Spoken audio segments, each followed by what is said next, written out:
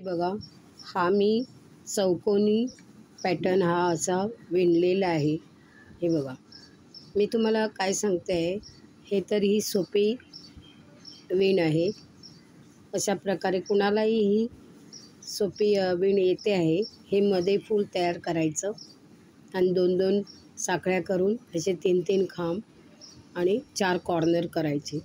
तर मी काय म्हणते, आता बघा असा हा वाढत, आता हा एवढा मी एक नमुना तुम्हाला करून दाखवलेला आहे।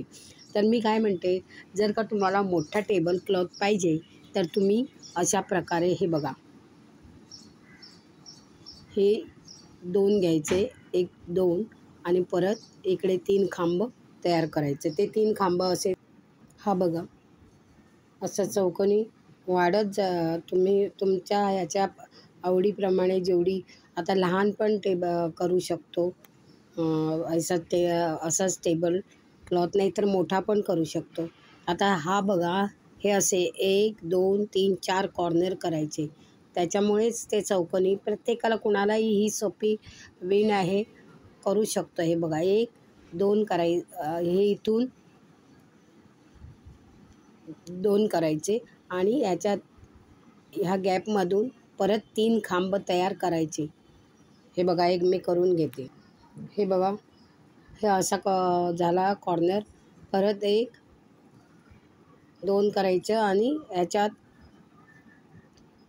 ह्या गॅपमध्ये 3 परत खांब तयार करायचे। असं वाढत जायचं। प्रत्येकाने काय विणकाम असेल, भरतकाम असेल, कुठलंही ना आपण बिझी राहायला पाहिजे। टेकडं राहून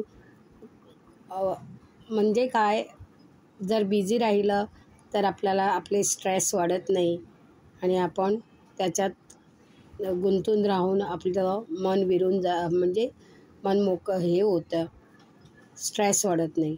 बघा, हे अशा प्रकारे हे विणकाम तुम्हाला पाहिजे तर मी बिगिनिंग कसं करायचं, कसं विणायचं, साखळी कशी करायची, हे पण मी तुम्हाला दुसरं पाहिजे तर तुम्ही कॉमेंट्समध्ये लिहा की तुम्हाला कसं करायची, विण तयार कशी करायची, साखळी पहिल्यांदा कशी तयार करायची। हे बघा, हे असे खांब घालत राहायचे।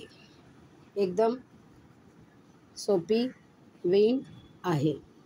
हे बघा, मी असं आता हे नवीनच करत नाही, मध्ये मला गॅप पडला होता। मी खूप कॉलेजला असताना, कॉलेजमध्ये का स्कूल लाईफमध्ये पण असं शिकले होते विणायला।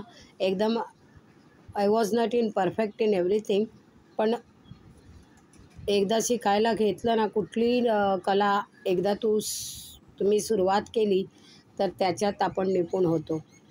हे बघा, अशा प्रकारे हे क्रोशर वर्क, हे आता हे काढून दाखवते तुम्हाला।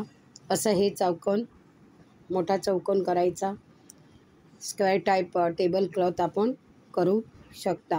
ही जर तुम्हाला माझी विण आवडली असेल, स्क्वेअर टाईप टेबल क्लॉथची, हे वाढत घेत जायचं, मोठा करायचा, पण सगळं मी करून तुम्हाला दाखवलं नाही, एक नमुना म्हणून तुम्हाला दाखवलं आहे।